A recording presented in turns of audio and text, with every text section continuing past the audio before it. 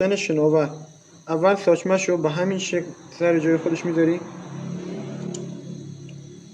بعد شناور قسمت گودی رو به بالا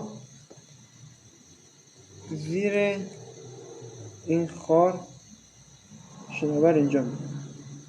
نگاه، خارش باید زیر زامن باید زیر خار باشه. بعد پیمو که در آوردی رو سر جاش میذاری و باهاش یکم باید سوراخ رو روبرو کن، یکم باهاش بازی کنی تا بره سر جاش. سرویس خود کاربراتم اصلا هیچ کاری نداره. اینا رو که دهنا رو که باز کردی، کل کاربرات رو با بنزین بشورین، باد بگیر. بعد داخل ژیگلورا یه سوراخ ریزی داره، باید با یه رشته سیم، چه حالا از فرچه سیمی چه رشته سیم برق، داخلش تمیز کنی که بند نباشه. فرچه چیم تار رشته لایه سیم به هیچ وجه به هیچ عنوان نباید از سوراخ خود ژیگلور کلوفتر یا درشتر باشه که باعث گشاده ژیگلور میشه و ماشین سوخت بیشتری مصرف کنه و خفه میکنه. خب برای جمع کردن کاربرات سوراخ داخل پیچو کاملا چک میکنی که باز باشه. پیچو سر جاش میبری. بعد از سرویس کردن و چک کردن این که نازل پاشش سوخت پمپ شتاب دهنده بند نباشه،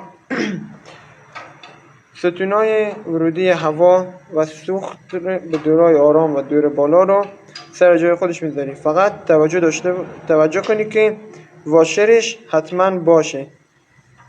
ستون ورودی رو میذاری، بعد مال دور بالا اینا رو که سر جای خودش گذاشتیم، پیچاشو شروع میکنی به صف کردن. خب برای جمع کردن کاربرات سوراخ داخل پیچو کاملا چک میکنی که باز باشه. پیچو سر جاش میبری. قبل از بستن ستون ورودی هوا و سوخت و داخل دهنه دور آرام با یه رشته سیم نازل پاشش سوخت پمپ شتاب دهنده رو چک کنید که راه پاشش سوخت مسدود نباشه. خب وقتی این دو تا ستونا رو بستیم، نوبت به بستن ژیگلورای دور آرام و دور بالا میرسه. ژیگلور دور بالا سوراخ‌های روی پای ژیگلور برای سوخت کشی بیشتر، چون تو دور بالا ماشین نیاز بیشتری به سوخت داره. ژیگلور دور پایین سوراخ‌های روی پایش کمتره. اگه نتونستی دهنه دور بالا دور پایین رو تشخیص بدی، یکی این که قد ستون دهنه دور بالا بلندتر از دهنه دور پایین. بعدش روش دومش اینه که اهرام گاز رو به عقب میکشی. اول دهنه دور آرام شروع به باز شدن میکنی. این دوتا راه برای تشخیص این بود که بتونی ژیگلورای دور آرام و دور بالا رو اشتباه نبندی شد.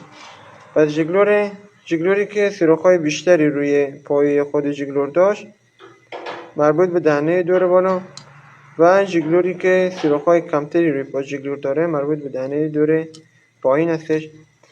ژیگلور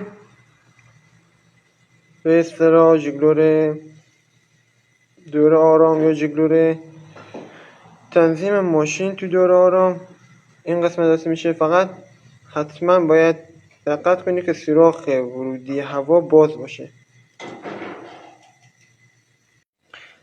ژیگلور 85 با ژیگلور 115 این دوتا اصلا نیاز به باز کردن یا سرویس کردن نداره، اما اگه بازشون کردیم فقط با یه رشته سیم سوراخ وسطش رو تمیز کن و بنزین بریز. و اگه دور برت پمپ باد یا هر وسیله بتونستی باد بگیری، بنزین بریز و داخل سوراخش باد بگیر تا اگه آشغالی چیزی داشت بره بیرون. اما برای باز کردن ژیگلور اصلی باید این پیچو از اینجا باز کنی تا راه ورود پیچگوشتی و باز کردن این ژیگلور رو بازش کنی. برای باز کردن این پیچ تنظیم گاز موتور